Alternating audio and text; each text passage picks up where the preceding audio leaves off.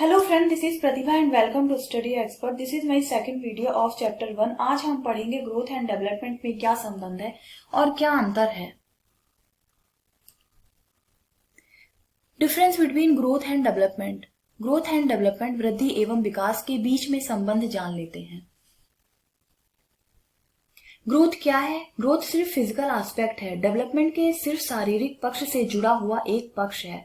उसको हम वृद्धि भी बोल देते हैं और ये लाइफ लॉन्ग नहीं होती। ग्रोथ डेवलपमेंट के अंदर आती है। ग्रोथ डेवलपमेंट का एक छोटा सा पार्ट है। तो डेवलपमेंट क्या है? सारे प्रकार के चेंजेस, चाहे वो क्वालिटेटिव हो चाहे वो क्वांटिटेटिव हो, मात्रात्मक हो या गुणात्मक हो। क्वांटिटेटिव जिसको क्वांटिटी में आप मतलब क्वांटिटी में जिसको मापा जा सके। क्वालिटेटिव जो क्वालिटी में बेहतर हो रहा है हर दिन, जैसे आपकी समझ बढ़ रही है हर दिन, तो आप उसको माप नहीं सकते हैं। आप ये नहीं कह सकते कि आज मेरी समझ 500 ग्राम बढ़ी है, कल मेरी समझ 500 ग्राम घटी थी। We can't measure understanding.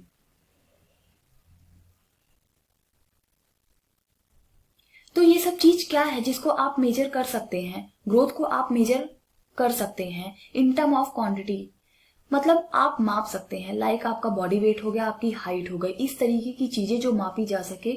मतलब कुछ ना कुछ मेजरिंग यूनिट में आप माप सकें, कुछ रिजल्ट आपके हाथ में आए, कुछ नंबर निकल के आपके हाथ में आए। वो क्या है? वो है ग्रोथ। जिसके अंदर क्वालिटेटिव एंड क्वांटिटेटिव दोनों आए और मैचुरेशन भी इसके अंदर आता है, वो है डेवलपमेंट। डेवलपमेंट एक बड़ा गोला है जिसमें डेवलपमेंट एक बड़ा गोला है जिसमें सब आ जाता है। ग्रोथ एक टाइम के बाद रुक जाएगी, मेच्योरिटी के बाद।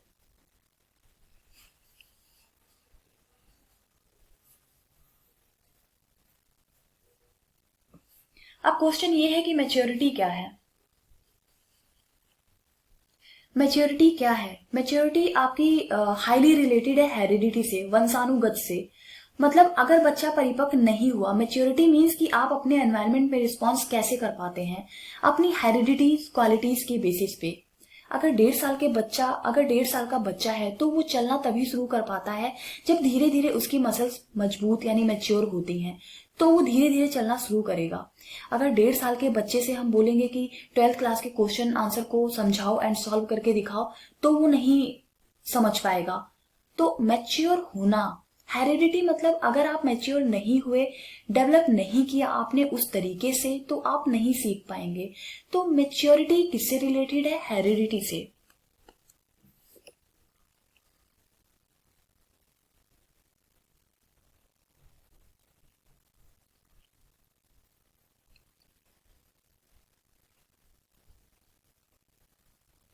ग्रोथ एंड मैचुरेशन पार्ट हुआ डेवलपमेंट का।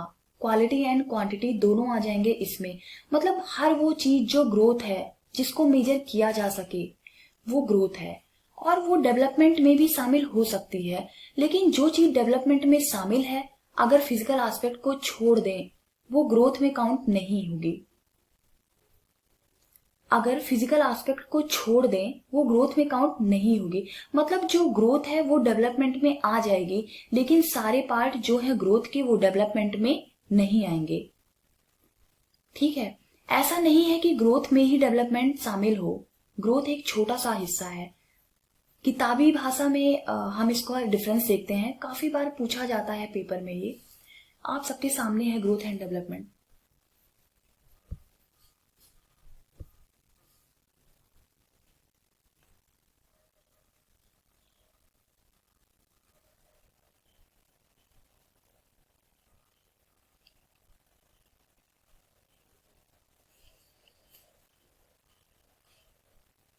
फर्स्ट पॉइंट ही आपका क्वांटिटेटिव यानी मात्रात्मक है। मतलब क्वांटिटी में जो आ जाए, जैसे आपकी हाइट, आपका बॉडी वेट, आप मेजर कर लेंगे। आपकी समझ, बहुत सी ऐसी चीजें हैं जो आप मेजर नहीं कर सकते हैं, तो वो डेवलपमेंट का पार्ट है। तो दोनों, क्वालिटेटिव गुणात्मक एंड क्वांटिटेटिव मात्रात्मक, दोनों की दोनों डेवलपमेंट आपका किसका पार्ट है? डेवलपमेंट का पार्ट है। ये डेवलपमेंट में आ जाता है। यानी qualitative development and quantitative development both are part of development. फिर है सिर्फ फिजिकल एस्पेक्ट। सिर्फ फिजिकल एस्पेक्ट आ जाता है ग्रोथ में। फिजिकल एस्पेक्ट हमारा ग्रोथ में आ जाता है। लेकिन वहां पर जितने और भी एस्पेक्ट हैं, लाइक आपके सोशल हो गया, इमोशनल हो गया, आपका सोशल पक्ष हो गया, इमोशनल हो गया, संज्ञानात्मक हो गया, फिजिकल पक्ष हो गया, ये सब आपका डेवलपमेंट में आएगा। मतलब development includes all aspect such as physical, cognitive, emotional and social, and growth is restricted to physical aspect only. एक और मेजर डिफरेंस है, जो ग्रोथ है सिर्फ मैच्योरिटी यानी परिपक्वता तक चलेगी, फिर बंद हो जाएगी। जैसे आपकी हाइट नहीं बढ़ती एक टाइम के बाद, लेकिन डेवलपमेंट लाइफ टाइम चलता रहेगा, जीवन पर्यंत चलता है। आपके जन्म से शुरू होता है, मतलब गर्भ से कब्र तक जाता है, वूम टू टूम जाएगा, मेजर वूम टू टूम जाएगा। अगर मैं बात करूं डेवलपमेंट की, तो ग्रोथ को आप मेजर यानी माप कर पाएंगे ग्रोथ का, पर डेवलपमेंट को आप असेस कर पाते हैं, आप डेवलपमेंट का मूल्यांकन कर पाते हैं। जरूरी नहीं कि आप डेवलपमेंट को मेजर कर पाएं।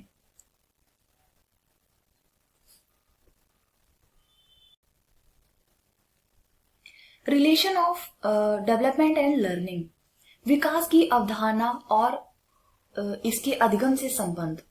लर्निंग पार्ट है डेवलपमेंट का। जब आप एफर्ट लगा के कुछ सीखते हैं, चाहे वो लर्निंग हो, चाहे वो मेच्योरिटी हो, ये सब आपस में जुड़े हुए हैं एक दूसरे से। आप सिंपली ये नहीं कह सकते कि ये लर्निंग है, ये डेवलपमेंट है। आप बाइफरगेट नहीं कर सकते हैं लर्निंग और डेवलपमेंट को, लेकिन सब कुछ मिलाकर जो एक कॉम्प्रिहेंसिव इंक्लूसिव है अपने आप में, that is development.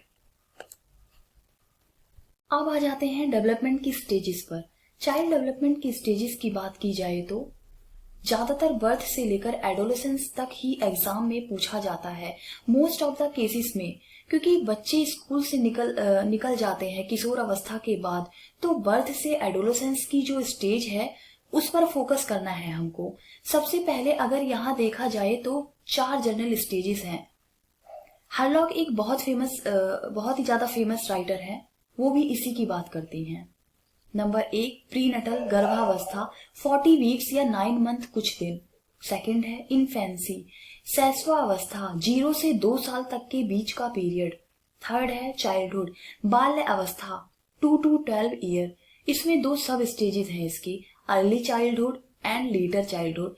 Early childhood पूर्व बाल अवस्था 2 से 6 साल के बीच का पीरियड। लेटर चाइल्डहुड उत्तर बाल अवस्था 7 से 11 साल के बीच का पीरियड। एडोलेसेंस किशोर अवस्था 12 से 19 साल के बीच का पीरियड। WHO कहता है कि 10 से 19 साल का कोई भी व्यक्ति किशोरी कहलाता है, लेकिन हम मानते हैं कि 12 से 19 साल के बीच में जो व्यक्ति होंगे वो एडोलेसेंस की स्टेज में हैं। ये स्टेज आपको आगे पीछे अलग अलग बुक में मिल जाएंगी। ये स्टेजेस आपको आगे पीछे अलग अलग बुक में मिल जाएंगी, क्योंकि अलग अलग राइटर अलग अलग इसको इम्पोर्टेंस देते हैं, लेकिन जनरल परसेप्शन यही है। समझते हैं इसको एक एक करके। प्रीनटल पीरियड प्रसव पूर्व अवस्था। शुरुआत आपकी कहां से हो रही है? वूम से, गर्भाधान के टाइम से, कंसेप्शन के टाइम से, ठीक। तो वो प्रीनटल पीरियड है। प्रीनटल पीरियड आपका 40 वीक्स का होता है, 280 दिन का, 9 महीने 10 दिन का होता है। यानी 40 वीक का हो सकता है, 280 दिन का हो सकता है, 9 महीने 10 दिन के आसपास का टाइम हो सकता है। जो प्रीनटल पीरियड है, प्रसव पूर्व अवस्था कहेंगे इसको हिंदी में। तो यहाँ आप डेवलप हो रहे होते हैं। इसके 2 प्रिंसिपल हैं। एक है आपका सेफालोकॉडल सीक्वेंस, दूसरा है आपका प्रॉक्सिमोडिस्टल सीक्वेंस। सेफालोकॉडल सीक्वेंस को क्या कहेंगे हिंदी में? मस्तिष्कमुखी। एंड प्रॉक्सिमोडिस्टल को हिंदी में क्या कहेंगे? समीप दूर अभिमुख। मस्तिष्कमुखी में आपका सर डेवलप होता है, फिर आप पैर तक डेवलप होते हैं। यानी पहले आपका सर डेवलप होता है, फिर आप पैर तक डेवलप होते हैं।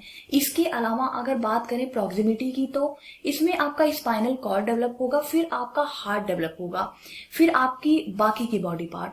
यानी मस्तिष्कमुखी सर से पैर की ओर, और प्रॉक्सिमिटी में शरीर के मध्य से बाहर की ओर।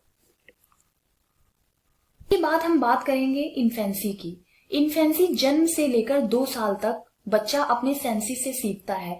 बैबलिंग वगैरह एक आधा वर्ड बोलना सीखता है बच्चा, धीरे धीरे चलना सीखता है। एक और चीज जो इम्पोर्टेंट है इसमें, जन्म के बाद जो सबसे तेज वृद्धि और ग्रोथ है वो यहीं पर होती है। मतलब आफ्टर बर्थ जो सबसे ज्यादा रैपिड ग्रोथ होगी वो यहीं पर होगी, इन्फेंसी में। लेकिन जन्म से पहले प्रीनेटल में यानी प्रसव में, अगर प्रीनेटल एंड इन्फेंसी दोनों हो पेपर में तो प्रीनेटल ही होगा। इसको टॉय एज भी कहेंगे। चाइल्डहुड क्या है? चाइल्डहुड एक इम्पॉर्टेंट पीरियड है। इस स्टेज में आप भाषा भी सीख रहे होते हैं, तभी आप दोस्तों से भी मिल रहे होते हैं, आप घर से भी निकल रहे होते हैं, आपका सोशलाइजेशन भी हो रहा होता है। इसको हम थोड़ा स्पेशली ध्यान देके समझेंगे, ठीक है। चाइल्डहुड की सब स्टेजेस को समझेंगे। चाइल्डहुड पूर्व बाल अवस्था, ये 2 से 6 वर्ष के बीच का टाइम पीरियड होता है। लेटर चाइल्डहुड उत्तर बाल अवस्था, और ये 7 से 11 वर्ष के बीच का टाइम पीरियड होता है। अर्ली चाइल्डहुड क्या है? तो यहाँ बच्चा लैंग्वेज सीखता है बहुत ही रैपिडली। तो लैंग्वेज के लिए ये बहुत ही इंपॉर्टेंट एक टाइम पीरियड होता है। अर्ली चाइल्डहुड लैंग्वेज डेवलपमेंट के लिए बहुत इंपॉर्टेंट है। 2 वर्ष तक तो सिर्फ बच्चा इमिटेशन ही सीख पाता है। बैबलिंग एक आधा वर्ड सीख लेता है, चलना सीखता है, चीजों को ऑब्जर्व करना सीखता है, कुछ रिफ्लेक्सेस होते हैं उसके अंदर, यही सब चीजें होती हैं। 2 वर्ष के बाद थोड़ा थोड़ा खुलना शुरू करता है वो, अपनी फैमिली में भी और अपने लोगों में भी। प्री स्कूल एज कहते हैं इसको, अर्ली चाइल्डहुड को, कि इसको प्री स्कूल एज कहेंगे, प्ले एज कहेंगे, प्री गैंग एज कहेंगे, प्री स्कूल एज कहेंगे। एंड इम्पॉर्टेंट है लैंग्वेज डेवलपमेंट के लिए। प्ले एज क्यों कहते हैं इसको? क्योंकि बच्चा इसमें खेलता है। प्री गैंग एज क्यों कहेंगे? प्री गैंग एज क्यों है? मतलब यही तो बच्चा एक्टिव हुआ है, क्योंकि पहले वाली स्टेज में उसको सुध नहीं है, बहुत ज्यादा पहले वाली स्टेज उसको याद ही नहीं है। अगर हम देखें तो उसको पहले वाली स्टेज का कुछ भी याद नहीं है, क्योंकि 2 साल का बच्चा मोस्टली अपने पेरेंट्स के पास ही रहता है, ज्यादातर अपने पेरेंट्स के पास ही रहता है। तो ये सारी इसकी प्रमुख विशेषताएं हैं। अब आ जाते हैं लेटर चाइल्डहुड पे। ये सब बहुत इंपॉर्टेंट चीज है, बहुत काम की चीज है। एग्जाम में इससे रिलेटेड मतलब क्वेश्चन आता ही आता है। लेटर चाइल्डहुड की बात करते हैं। पूर्व बाल अवस्था 7 से 11 वर्ष के बीच का टाइम। बच्चों का गैंग बनना स्टार्ट हो जाता है। स्कूल एज है ये आपकी ट्रबलसम एज है। लड़ाई झगड़े भी खूब होते हैं, लॉन्ग लास्टिंग रिलेशनशिप होती है। ये बचपन वाली फ्रेंडशिप को फॉर्म करता है, वो आगे तक चलती है, ठीक है। अपने पीयर से लड़ाई करता है, लेकिन जो फ्रेंडशिप होती है लॉन्ग लास्टिंग होती है, आगे तक चलती है। एक बात और याद रखना इसमें, जो चाइल्डहुड पीरियड है वो बहुत ही इंपॉर्टेंट है, क्योंकि बहुत से साइकोलॉजिस्ट मानते हैं कि चाइल्डहुड पीरियड एक बेस है, आपके आगे आने वाली लाइफ में बहुत इन्फ्लुएंस डालता है। अगर आप टीचर हैं तो आप उनको अच्छी एजुकेशन दें, पेरेंट्स हैं तो आप उनको अच्छा न्यूट्रिशन प्रोवाइड करें। कुछ फैक्टर हैं चाइल्डहुड को इन्फ्लुएंस करने वाले, तो आप बेहतर समझ पाएंगे उससे। तो ये गैंग एज है, स्कूल एज है, ट्रबलसम एज है, यहां वो लॉजिक लगाना स्टार्ट कर देता है कहीं ना कहीं। अर्ली चाइल्डहुड स्पेशली बहुत ही इंपॉर्टेंट पीरियड है, क्योंकि 90% तक आपका माइंड यहीं डेवलप होता है। इसलिए आपको बेहतर एनवायरनमेंट, बेहतर एजुकेशन एंड बेहतर डाइट प्रोवाइड कराया जाए, जिससे आप एनवायरनमेंट में फले फूलें और उसको अडेप्ट करें अच्छे से।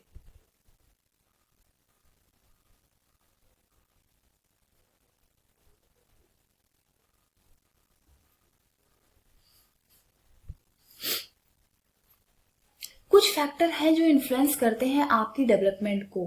कुछ फैक्टर ऐसे होते हैं जो आपकी वृद्धि एवं विकास को प्रभावित करते हैं। फैक्टर तो हर जगह हैं। आप कुछ भी करने जाएंगे, आपको काफी सारे फैक्टर मिल जाएंगे। मतलब कुछ ऐसे तत्व होंगे जो प्रभाव डालेंगे आप पर। तो यहाँ कुछ इन्फ्लुएंसिंग फैक्टर है जिससे आप प्रभावित होते हैं। कुछ आपके इंटरनल फैक्टर होते हैं, कुछ आपके एक्सटर्नल फैक्टर होते हैं। इंटरनल मतलब जब आप वूम में हैं, माँ के गर्भ में हैं, मतलब उस टाइम जो वो न्यूट्रिशन लेगी उससे आपको प्रभाव पड़ेगा। इसलिए आपको मना किया जाता है कि स्मोक ना करें उस टाइम पे, या ड्रिंक ना करें, क्योंकि वो टाइम पीरियड भी बहुत इंपॉर्टेंट है बच्चे के एनवायरनमेंट के लिए। एक्सटर्नल एनवायरनमेंट की बात करें तो जब आप जन्म लेते हैं उसके बाद का एनवायरनमेंट है। एक्सटर्नल एनवायरनमेंट की बात करें तो जब आप जन्म लेते हैं उसके बाद का एनवायरनमेंट है। जैसे आपका न्यूट्रिशन, आपका ध्यान अच्छे से रखा गया है कि नहीं रखा गया है, ये पॉजिटिव एंड नेगेटिव दोनों हो सकता है। अगर आपको अच्छी केयर मिली है, अच्छा न्यूट्रिशन मिला है, तो आप पॉजिटिविटी की तरफ जाएंगे। लेकिन अगर आपका अच्छे से केयर नहीं हुआ है, आपको न्यूट्रिशन नहीं मिला है, तो आपको ये अफेक्ट भी कर सकती है। दो चीजें होती हैं, एक अफेक्ट दूसरा इफेक्ट। तो ये तो प्रभाव डालेगा। अब ये पॉजिटिव भी हो सकता है, नेगेटिव भी हो सकता है, कुछ पता नहीं है। लेकिन जब चीज अफेक्ट करती है तो आपको कहीं ना कहीं नुकसान पहुंचा रही है, नेगेटिवली यूज किया जाता है इसको।